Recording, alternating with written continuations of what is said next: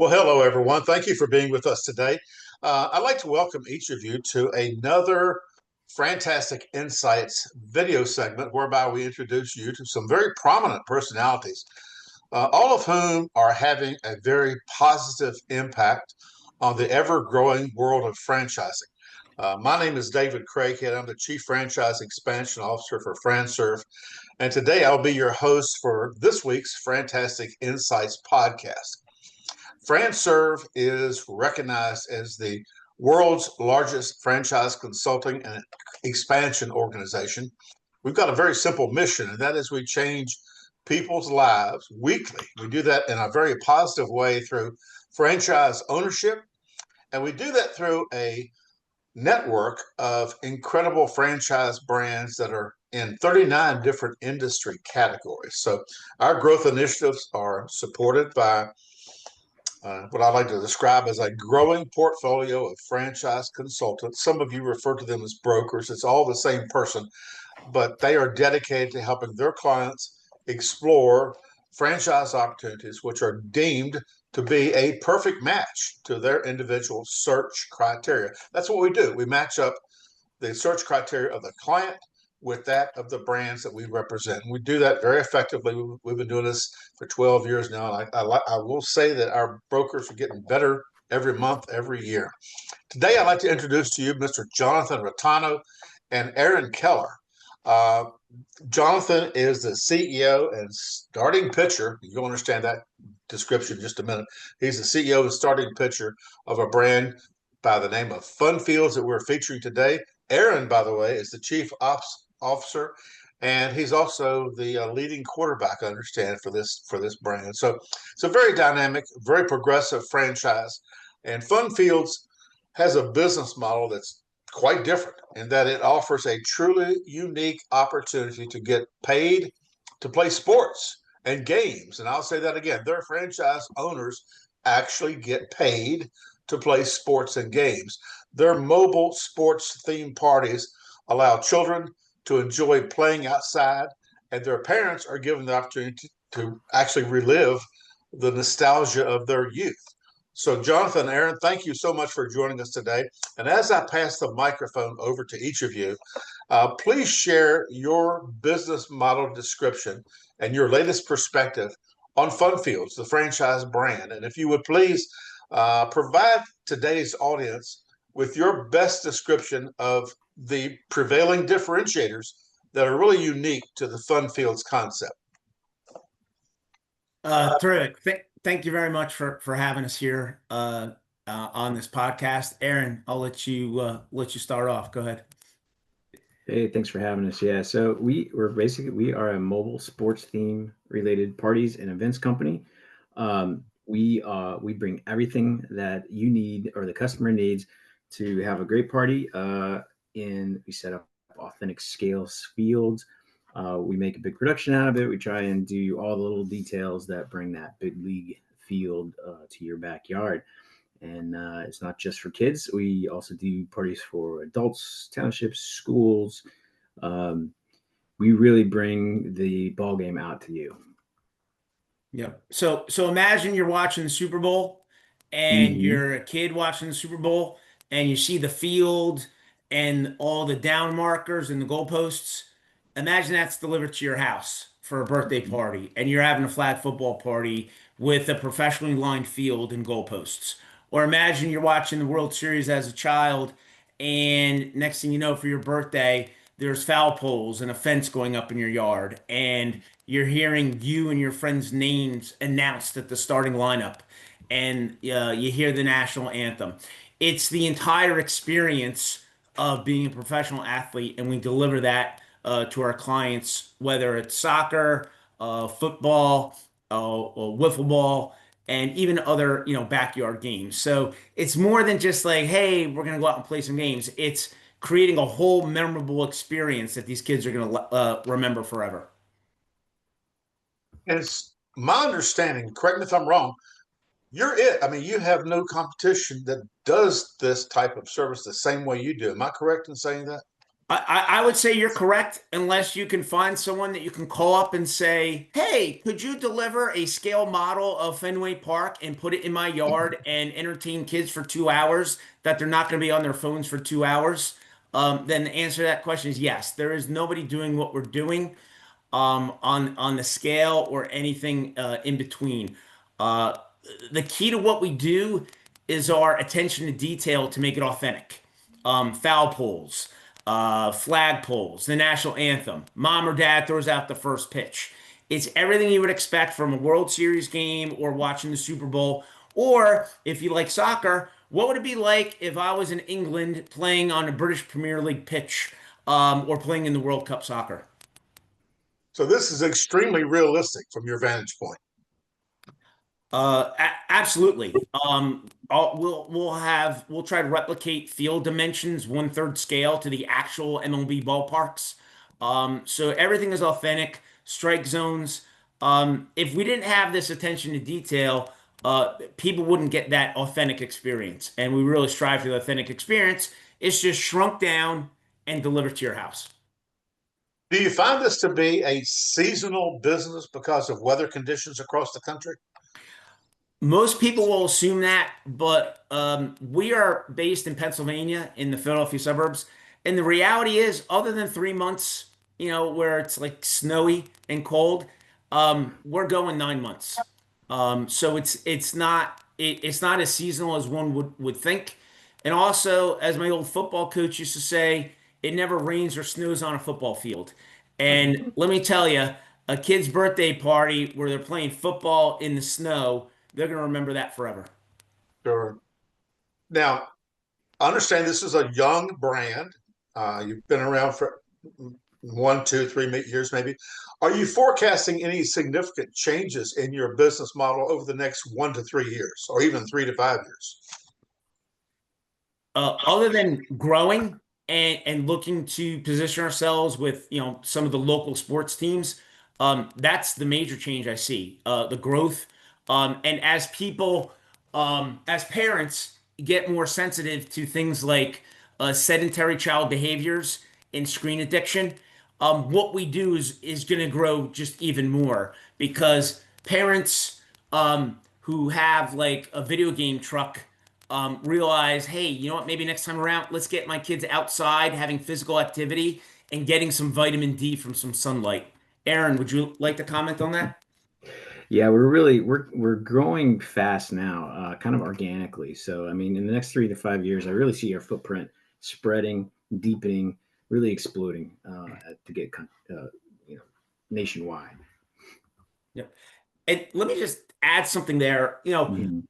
While there are lots of bounce house rental places and party rental across the country, there's no national brand of children's birthday parties. Like maybe Chuck E. Cheese, but there is no national brand to say, hey, whether I'm in Texas or Oklahoma or New Jersey or Pennsylvania, if I book a Fun Fieldz party, there's going to be batting practice, there's going to be player announcements, there's going to be a national anthem, and a well-built professional stadium. So not only is there not anyone doing what we do, there is no national brand presence that parents can basically say, hey, I can just contact Fun Fieldz and I know what to expect. And I expect it's going to be an awesome experience. And that's where I think it's an even greater opportunity for doing what we do because a lot of what's out there in that children party entertainment space is all regionalized. There is no national brand image.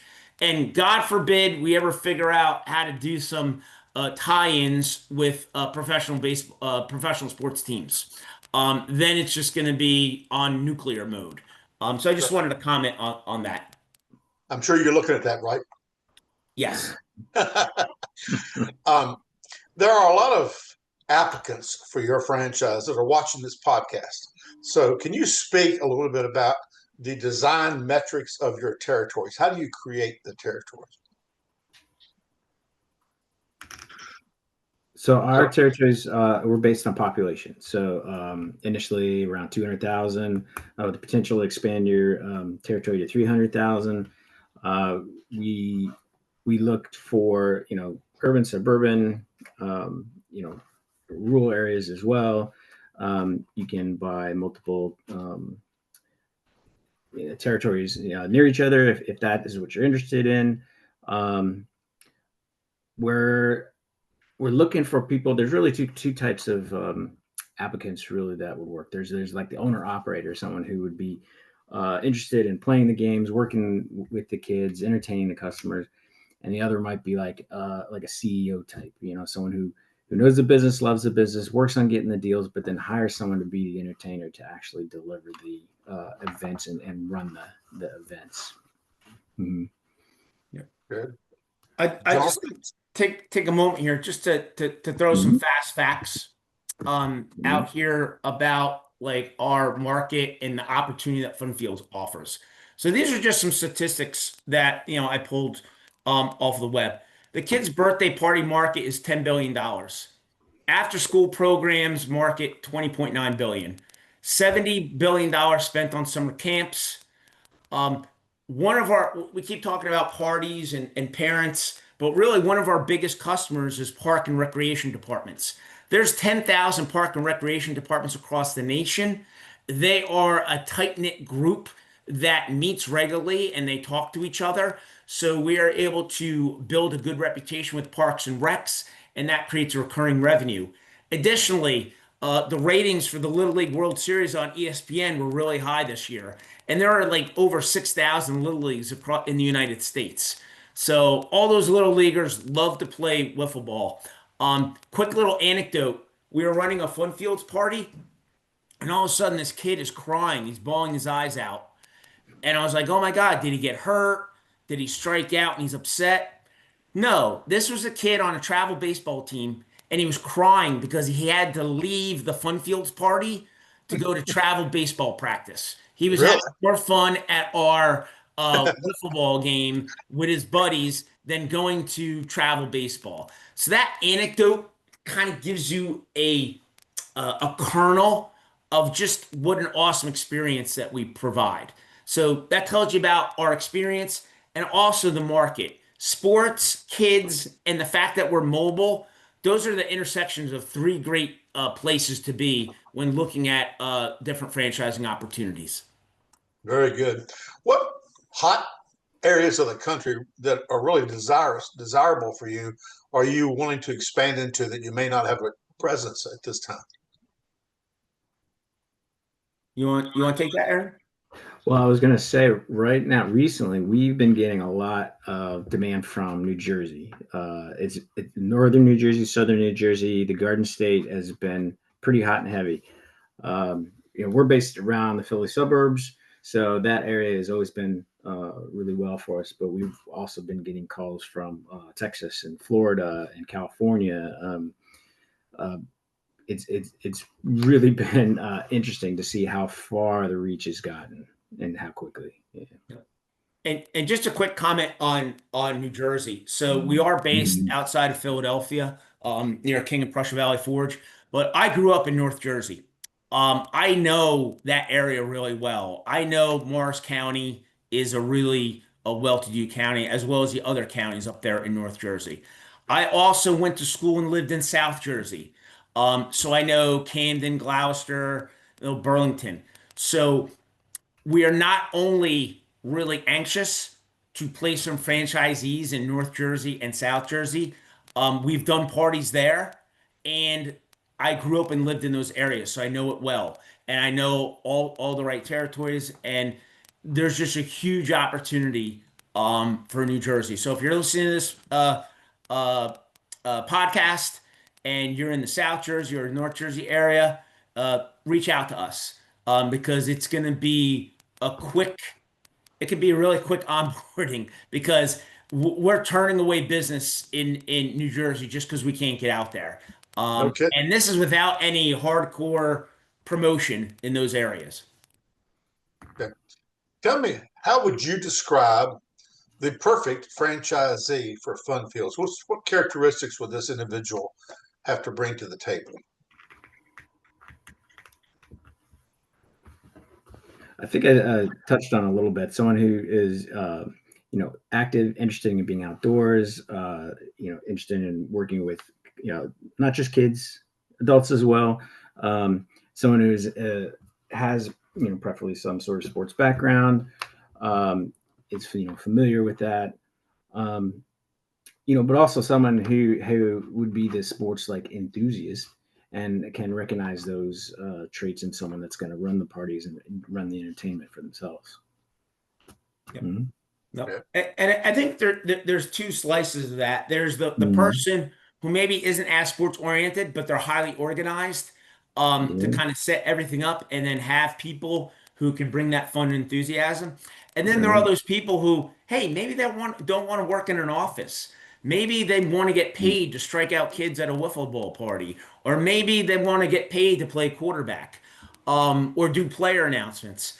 That is, someone who's fun, outgoing, attention to detail, because everything needs to be authentic. If it's not really, really cool, we wouldn't have a business here. So that would describe the candidate, and that could be somebody who maybe played sports in college and is missing that out on that when they enter the working world, and just somebody who wants to own their own business and have fun and make a difference and make a living doing something positive. Getting kids outside playing again, how positive is that? We all know the negative health effects of screen addiction. So I always joke with Aaron that we are like fighting the good fight of trying to combat screen addiction in our youth. Good. What's the ramp up time typically from the date they sign the franchise agreement until the new franchisee is actually in business? What kind of time frame does that look like? I think it's quicker than you might expect. Aaron, you could comment, but I would say absolutely, yeah. It could be as fast as a couple months. I mean, we have all equipment that you need available almost immediately. We have, a training program that we'd like to put people through before we set them loose and have them go to a few events with us as well. But beyond that, I mean, there's no brick and mortar to set up. There's no, like advertising and signs that they have to put up, in order and wait for them to come in. So it can be very quick, especially if we've got backed up demand like we do. Yep. And let me tell you a little bit about our fast track program, David. So let's say somebody signs up. Let's say it's in a South Jersey suburb in, say, Gloucester County. So two things are going to happen concurrently. Number one, Fun Fieldz headquarters. We are going to communicate to every park and rec director in that area with letters of referrals from existing park and rectors we've done work for, introducing Fun Fieldz to that area. Boom, you're already into the park and rec. We're going to identify all the schools there because we've done lots of school events. We've had fourth grades outsource their field day picnics to us. So that's going to happen. We're going to reach out to the little leagues, introducing, hey, Fun Fieldz is coming to your area. Hey, maybe on opening day, you have some Fun Fieldz. So that's going to happen at the headquarters. Locally, we're going to encourage those franchisees to follow up on our electronic communications with a dozen donuts. Go to the park and rec directors with a dozen donuts. Go to a Little League meeting and introduce it. Things will happen rather quickly. My background personally in the working world is in data and analytics, and we kind of leverage that. So somebody says, hey, I'm a franchisee, and I'm in whatever, Walla Walla, Washington, and we're going to pull in all that information of everything we know about Walla, Washington, and reach out to those park and rec directors, reach out to those little leagues, reach out to the schools, introducing Fun Fieldz, because I know the angst with any new business is like, oh my God, how do I get customers? How do I get new customers? And we are going to add a lot of horsepower to make that happen quickly. Thank you. And Aaron, you touched on something. You mentioned the word training. Does your training include both classroom and field training with a new franchisee? How does that play out? Well, yes. I mean, we do have classroom training, but again, we're an outdoor company. So really our classroom is the backyard. So we're going to be taking people out and we're going to be explaining everything from, how we deal with the customers to how we deal with the kids and how we deal with the equipment and setting up the fields and all the attention to detail that really makes it a Fun Fieldz experience. Very good.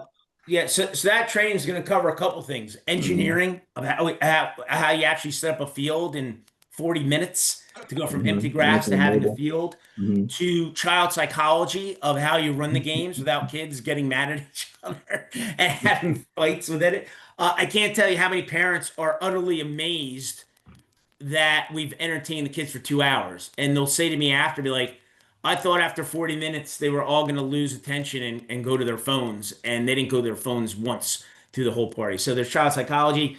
There's, the creating the authentic experience and just the whole production value that goes into it. Like the right way to do player announcements and national anthems and all that fun stuff that adds a little bit of extra to it.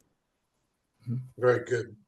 Well, gentlemen, thank you for being so thorough with your answers. You've painted a very good picture for all of us to understand exactly what Fun Fieldz is and what Fun Fieldz does. If there's one takeaway from this interview today that we haven't touched on, what would you want our viewers to know about your brand that we may not have discussed during this hour? You want to jump in on that, John?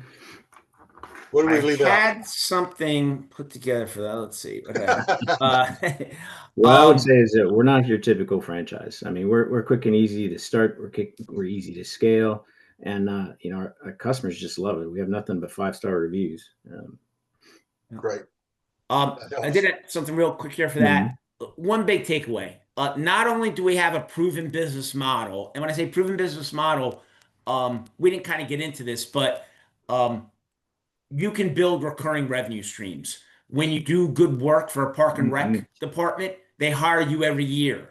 And you might do one July 4th picnic, and next thing you know, then they're hiring you for their summer camps. So you actually build a repeatable revenue model by working with park and rec directors. But not only do we have a proven business model, but it's the opportunity to do good in the world by creating memories, combating childhood obesity, and combating screen addiction. At the end of the day, you can make a really nice living and go to bed at night knowing that you're doing good in the world.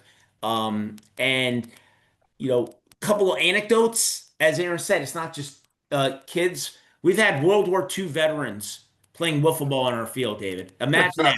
These are guys that were island hopping across the Pacific, and they were playing wiffle ball. We've had children with exceptional needs hitting a double, and everybody there is like cheering on. So, not to sound hokey, but you can really feel good about what we're doing. And oh, by the way, we have real business acumen and procedures backing it up so that you can actually make a living doing this. So that'd be kind of the one takeaway, that not only is it a proven business model, but it's fun, and you're going to feel good about every day that you work at Fun Fieldz. So that's like a built-in serendipity to what you're offering. It sounds like, correct? Yes. Not to mention the residual component. That's a huge benefit to have that residual revenue year after year after year because of what you're doing in the first year and the second. So it builds upon absolutely. itself. And don't get me wrong, we have parents that bring us back every year as well. But the nice thing about park and rec directors is they're under a lot of stress. And so for them, you basically want to become a line item. And once you become a line item, they're going to write you a check every year. And we can show you how you build that trust and deliver great value to park and rec directors. So you become a line item. So they basically just assume that you're going to be doing those jobs every year. And that's that built-in recurring revenue model. Man, that's outstanding. Well, Jonathan and Aaron, I'd like to thank you for the privilege of your time today. This entire interview will be posted on the FranServe support site. It'll also be archived in the FranServe library for our brokers to access 24 hours a day whenever they'd like to. And it's going to be uploaded to Instagram, YouTube, Facebook, and LinkedIn. So you're going to be all over social media, even more than you already are. And with that, again, thank you, gentlemen, and we will adjourn today's FranTastic InSights recording. Thanks again. Appreciate your time. Thank you very much, David. Thanks, Appreciate David. it. Take care. Bye-bye now. Bye. Play ball. Yeah.